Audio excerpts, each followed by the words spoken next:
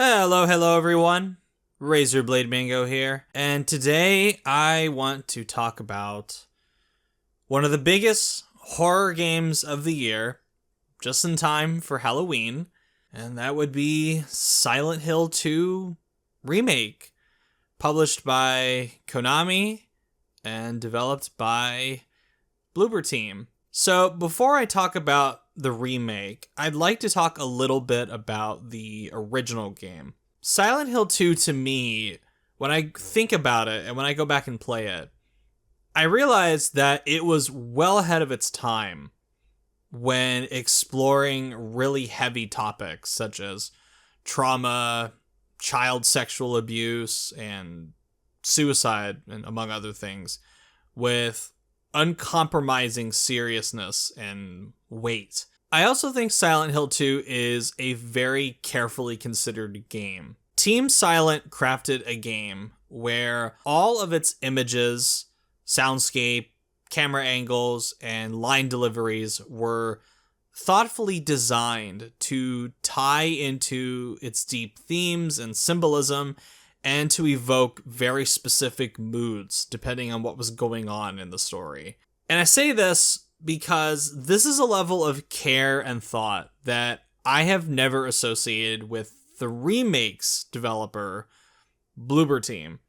And as you all know, even before it was officially announced that this project was a thing and the rumors were circulating, I was dreading Silent Hill 2 Remake because of who was going to be involved with it. Bloober Team remaking Silent Hill 2 always sounded like a recipe for disaster. And it infuriated me that out of all the talented studios out there that dabble in horror, Konami picked these guys to remake arguably the most well-respected and influential psychological horror game of all time? I don't think so, Sunshine. And what also didn't help either is that Bloober Team's past work lacks the subtlety, restraint, and sensitivity required to tackle something as relentlessly dark and thematically complex as Silent Hill 2. With all of that said, you can clearly see how much the deck was stacked against this remake in my mind. So to finally play this remake and come away with mainly very positive thoughts is nothing short of a goddamn miracle. Silent Hill 2 Remake is really, really good. It's miraculous how good this game is. Now, it's far from perfect. It has its problems, but Silent Hill 2 Remake is one of the biggest surprises in my over 25-year history of playing video games.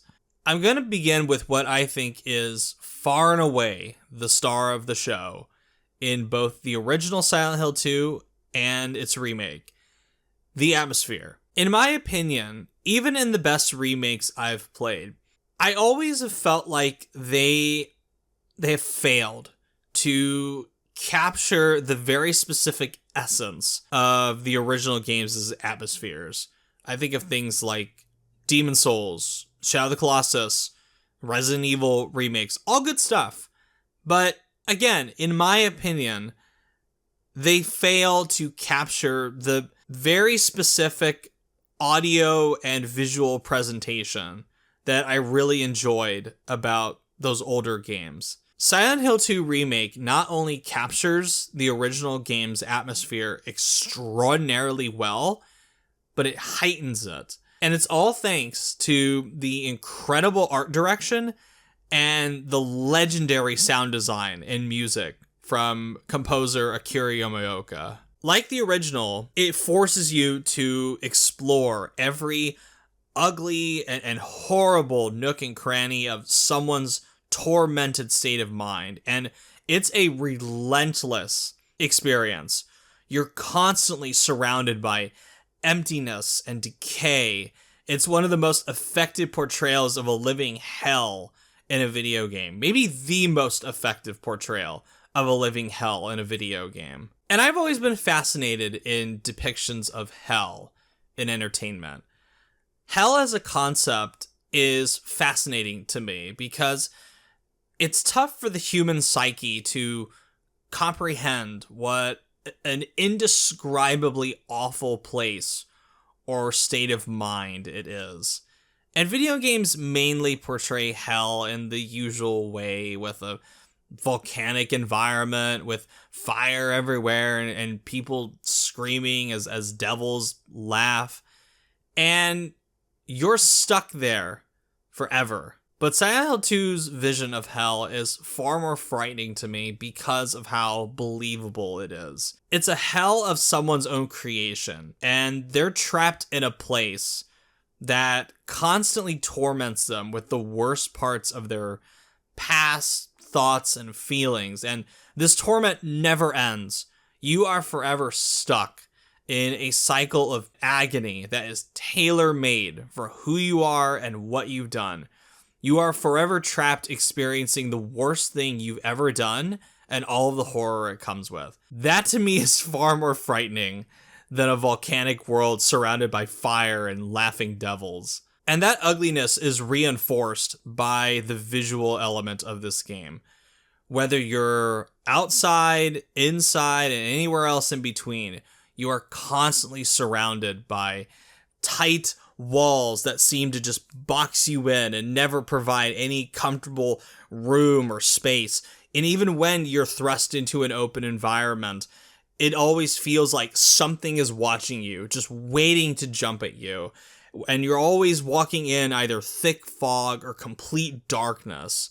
And if hell has a sound, Yamaoka perfectly captured that. This game's legendary soundtrack is such an enigma. For a terrifying psychological horror game, it has some really beautiful and catchy music, some genuine bangers in this, but at the same time, it also has some of the most oppressive, sinister, and overwhelming music I've ever heard. You have metallic, clanging sounds, bone-chilling sirens, horrible scraping noises, inhuman vocal noises. These are among the awful things you're going to hear as you explore the darkest and most evil places in Silent Hill 2. Speaking of evil, the visuals and soundscape sold me completely on the world I was exploring. Especially in areas like Brookhaven Hospital and Toluca Prison, I could almost feel the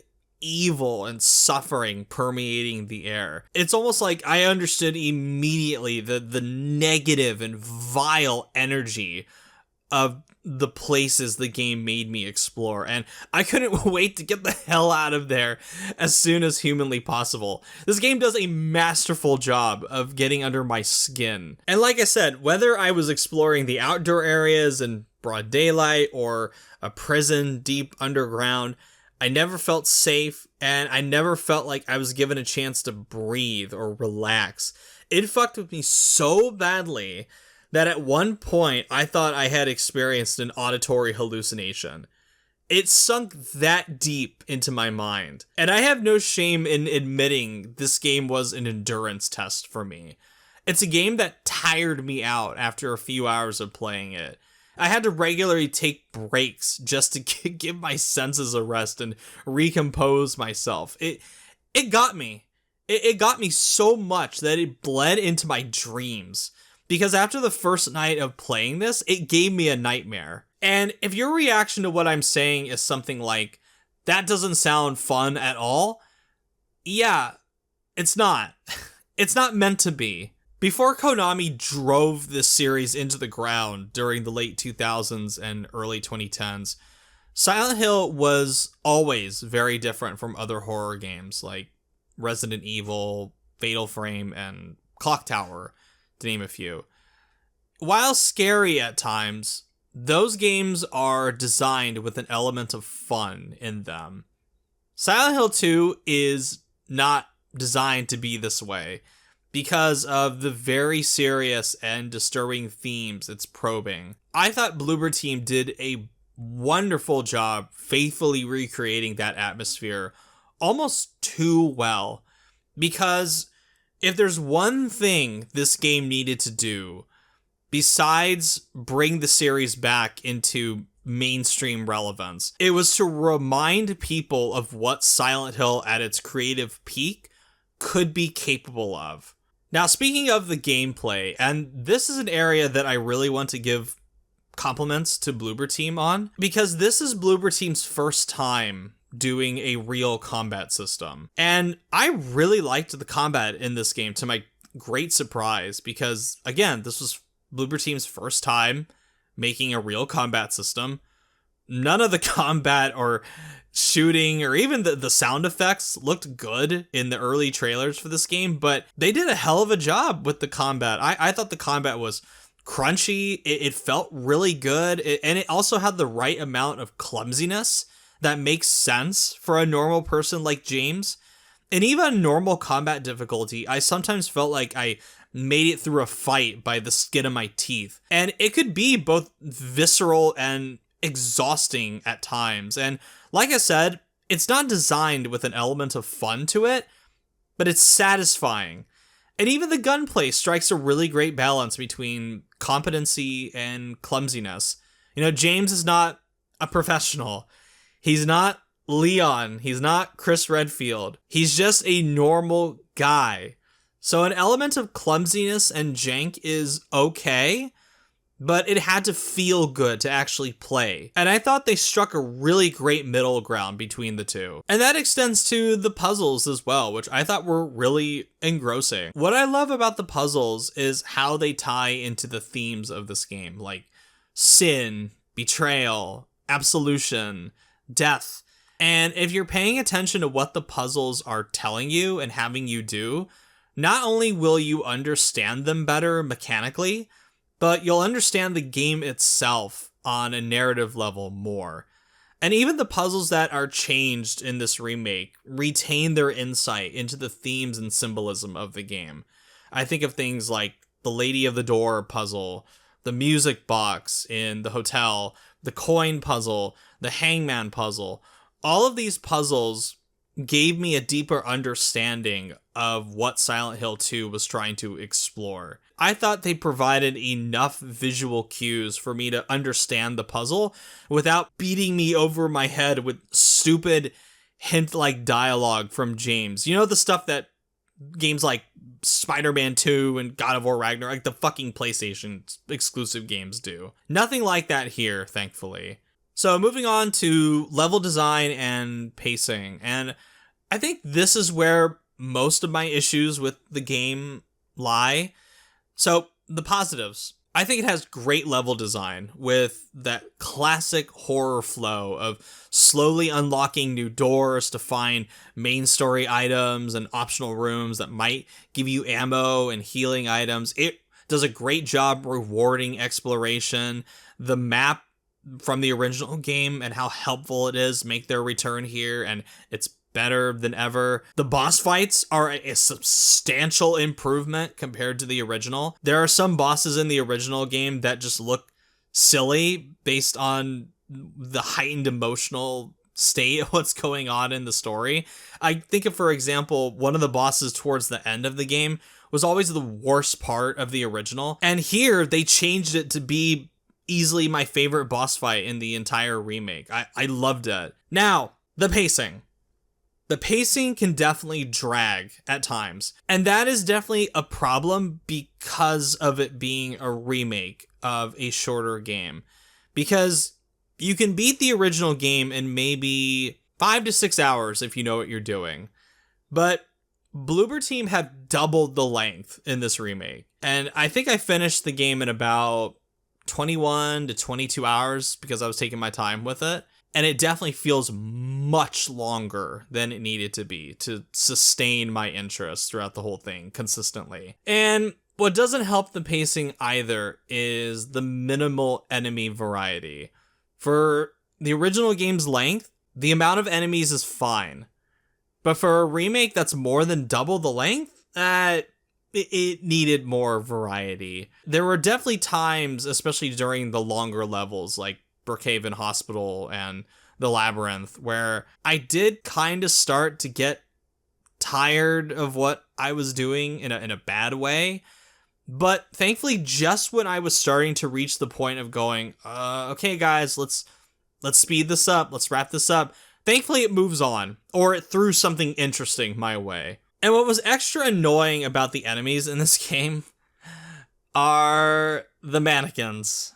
Yes, the fucking mannequins are way, way, way overused to the point of annoyance and predictability, because their appearances feel like not only padding, but they feel like Bloober Team's unfortunate tendencies for cheap jump scares rearing their ugly heads. You know, a dozen or so times throughout the entire 20+ hour game is fine to create a sense of paranoia, but by the second half of the game, it became almost comical how many mannequins were waiting around corners or on the ceiling to ambush me for a cheap jump scare, and some of them even giggle.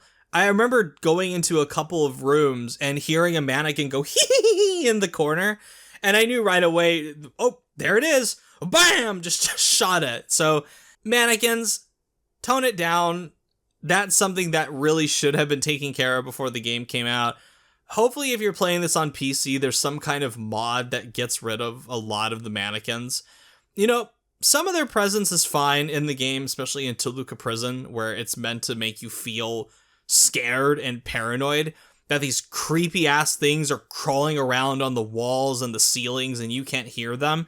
Stuff like that is fine, but when a lot of them are just there to kind of go peekaboo out from a corner or hiding next to a wall or underneath a bed, it just starts to get old after a while. In the beginning, yeah, it got me a little bit.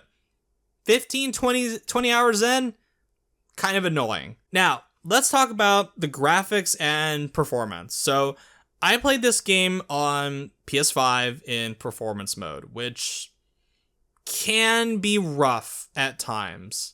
And I do have some suggestions as to how you should tailor make your visual experience of this game. So, first of all, please, as soon as you can, turn off that ugly effect where the edges of the screen turn red when you're at low health. It looks awful, and James's character model and heavy breathing that he does when he's injured give you enough of a clue as to when he's on low health. You don't need this ugly, bright red little filter around the edges of the screen to tell you that. And, cool thing too, if you're playing with a DualSense on PS5, or if you got one for PC, the light bar color on the controller will tell you what health level James is, which I found to be extremely helpful, and it didn't ruin the immersion of the game at all. And I'd also highly recommend adjusting the HDR settings. I'm going to throw up my HDR settings for the game, because the default ones make indoor areas way too dark from a lighting standpoint. When I first started the game and I entered my first pitch black environment because I didn't have the flashlight yet, I literally could not see what I was doing. And I kind of thought to myself, oh, okay, this is an interesting artistic choice that they're going with, that I literally can't see where I'm going. But then I just realized, oh, no, it's the default HDR settings. They suck. Now, art design is outstanding as expected, but the raw graphical detail can also be really great as well. I love the design of the environments. I love the fog effects in this game. They look amazing. I love how gross all of the creatures look. That all of it looks outstanding from a raw graphical detail perspective. Character models mostly look very good. I think Angela's, well, not as bad as she looked in the original trailers for this game. She looks okay. James's character model kind of fluctuates at times. I thought Maria looked really good, despite the costume change. I thought Eddie in particular looked fantastic from a character model perspective. So the frame rate is usually okay on performance mode. It I would say it mainly hovers between high 50s and 60 frames. But I did notice some hard dips, especially in the opening area and some later outdoor enemy encounters. And unfortunately, the opening area is where I think visually it's where the game suffers the most on performance mode, which is a shame because it's the very first thing you're going to see in the game when you step outside and start controlling James. And one of the ugliest graphical glitches in this game is it's the lighting on the water puddles. Because on performance mode and even on resolution mode when I switched it to compare, it doesn't look great because the ray tracing and the Unreal Engine 5 effects are on by default. Regardless of whether or not you have it on resolution or performance, there's no way to really tweak it beyond that. You're stuck with either somewhat blurry water puddles with inconsistent lighting in the resolution mode, or you get jittery lighting on water puddles, and that does not look good. It, quite frankly, looks like shit. And unfortunately, they appear at some of the more crucial parts of the story, and they can be distracting. And there are also parts where I noticed like clear lack of lighting, where on the resolution mode it was there. Unfortunately, and I hate to say this, this is just going to be one of those games that benefits from the PS5 Pro. So for those out there who say that the PS5 Pro is not necessary, Silent Hill 2 Remake would beg to differ. Let's talk about the story. Thankfully, a lot of the original game's dialogue is retained here. However, I was extremely skeptical of Bloober Team adding their own original material to the story. But to my great surprise, I really liked the original scenes they added, and their appearances felt shockingly organic to the already established story. They even wrote in an original Angela scene, which was really good. Again, shockingly. But the new scene I mainly want to talk about is one that they wrote in for James and Maria, and it occurs when they go into Heaven's Night, which is the strip club in Silent Hill.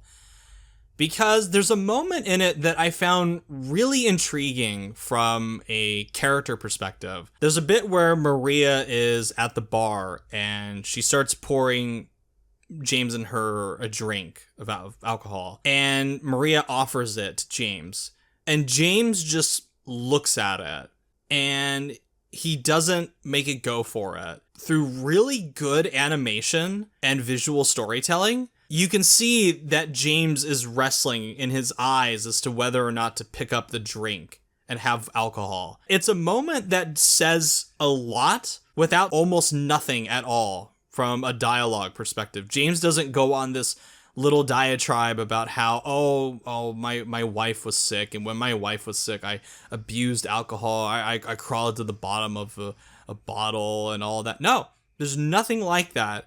It is just a moment that is allowed to hang awkwardly in the air. And that kind of restraint is not something I associate with Bloober Team. Of all teams to create an original moment in Silent Hill 2 that says a lot while saying very little, it's Bloober Team that did this? What has hell frozen over? What the hell is going on? What wacky world are we living in? And one thing that also really surprised me too was their restraint in putting more of Pyramid Head in this game. Because he's in this remake just as much as he was in the original and not a second more.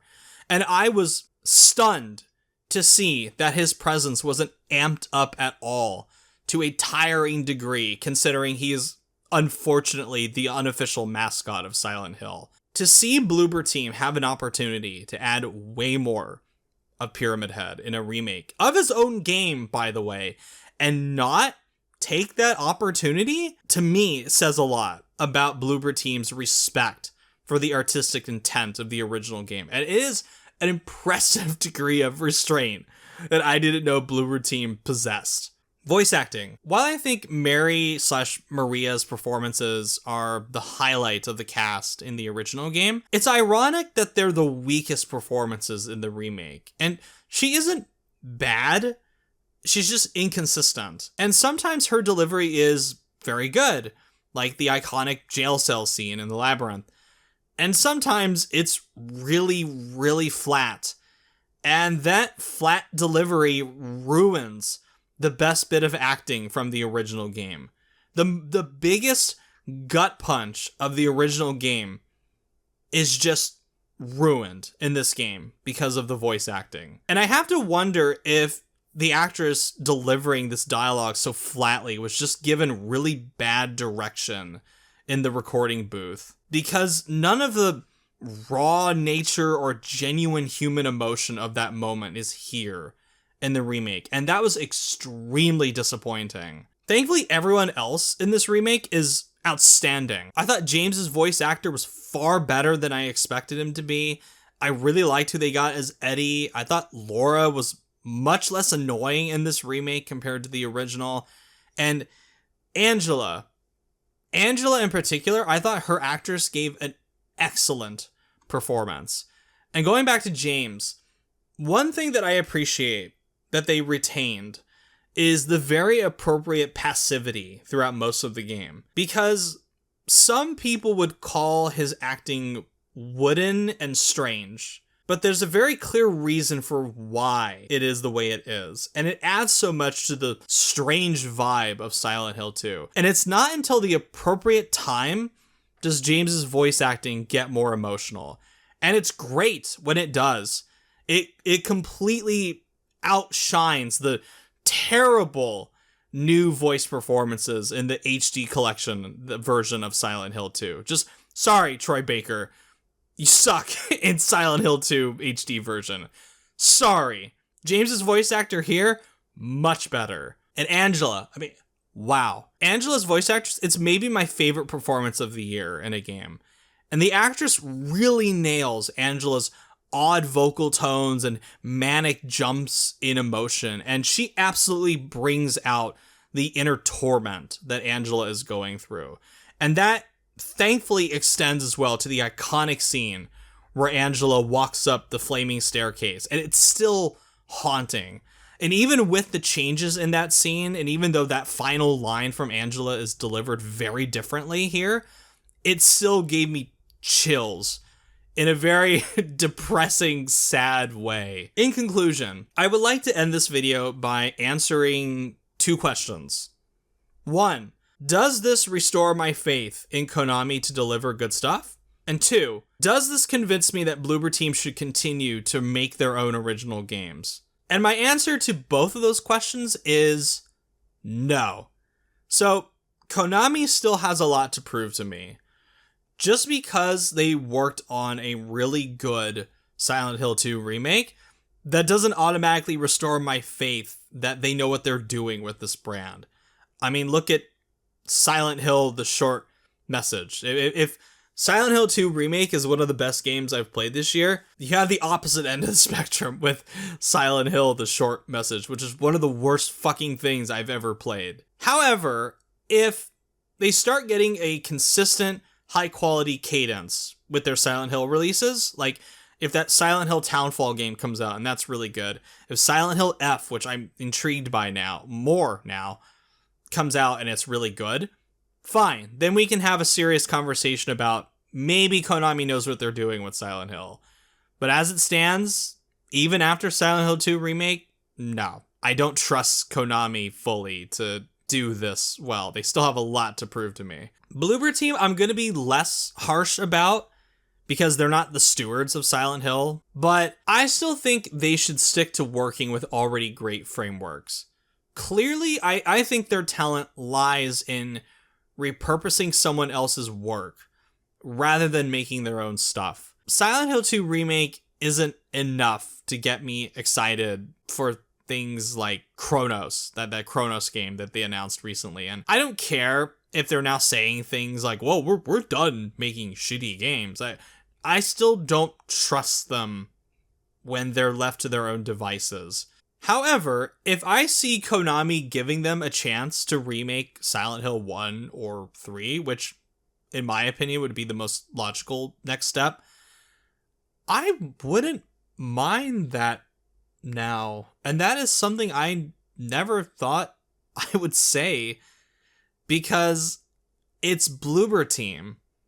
But now, if I see an announcement that Bloober Team is going to remake Silent Hill 1, which I haven't played in a very, very long time, or 3, which is a childhood favorite of mine, I think I would allow myself to get kind of excited about it.